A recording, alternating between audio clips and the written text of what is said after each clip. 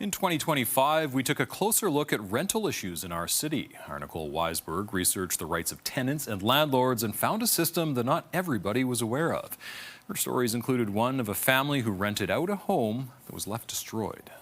My dad and all the neighbors building it. It's a house the Prince family built and owned nearly 50 years.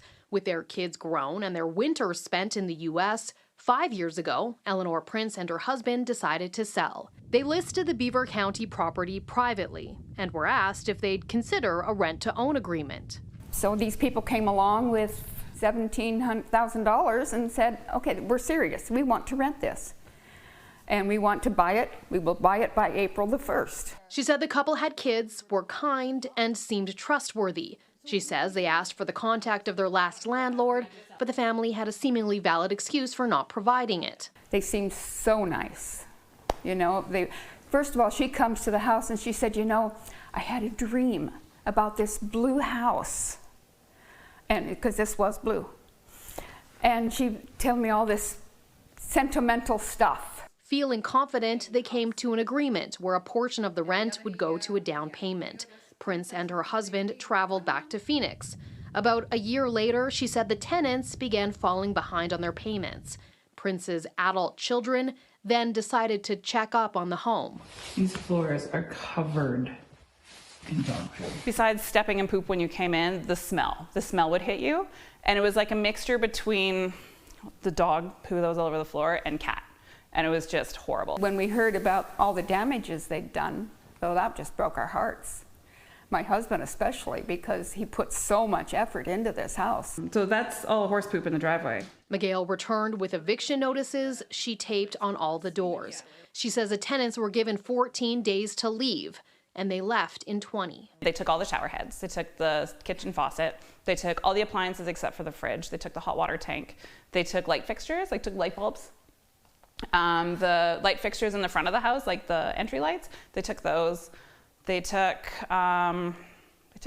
everything that they could take. She says before the renters, the property was appraised at around $585,000. And afterwards, a realtor said it was worth $200,000 less. The family decided to eat the costs of the damages and items taken to avoid further headache. That happens a lot. Sometimes the cost of chasing it far exceeds what it's worth.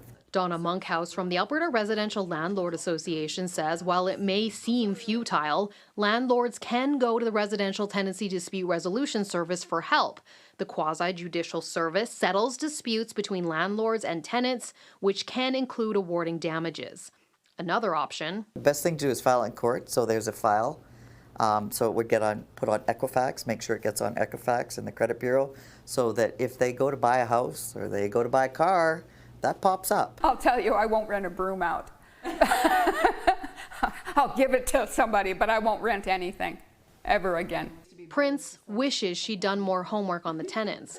The silver lining is her daughter and husband decided to buy the property, clean it, gut it, renovate it, and live there. It was sad.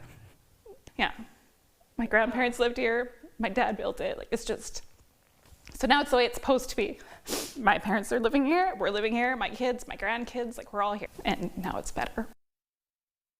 All right, Nicole Weisberg is out. Nicole, what made you want to look into these types of issues? Well, Jeff, we've seen a lot of people move to our city in recent years, and that's meant investors and new companies have gotten more involved in our rental market. Some are buying buildings and raising rent or charging fees, and tenants don't know if they're following the rules. And in some cases, the landlords haven't been. And what are some of the rules that people may not know about? Well, if you're new to Alberta, you may not know that we don't have rent control or rent caps. The majority of provinces do. Landlords here are limited in that they can only increase your rent once a year. They can also charge fees for pets or parking, for example, but those fees must reflect the actual cost of those things, like damages caused by a pet. And what can renters or landlords do if they feel the other party isn't abiding by the legislation? Well, they can file a claim with the Residential Tenancy Dispute Resolution Service, which is much more affordable and efficient than going through the courts to settle disputes. All right, and what's next for a closer look? Well, Jeff, right now I am looking at some of the issues with healthcare in Canada and in Alberta, with legislative changes opening up more opportunities for privatization. So you can keep an eye out for this. All right, Nicole, thank you. Thanks.